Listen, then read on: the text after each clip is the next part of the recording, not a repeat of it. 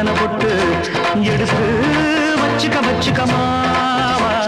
பூ முடிச்சு ஒரு சேலைய கட்டு இனி நீ வெட்டி கட்டிக்கலாமா கொடுத்தா சொல்லி அடிப்பேன் துள்ளி காளையை போல் துள்ளி குதிப்பேன் ஒரு பம்பரமா சுத்தி அடிப்பேன் உங்க பாட்டனுக்கும் கற்று கொடுப்பேன் சந்து போட்டு ஒரு சந்தன போட்டு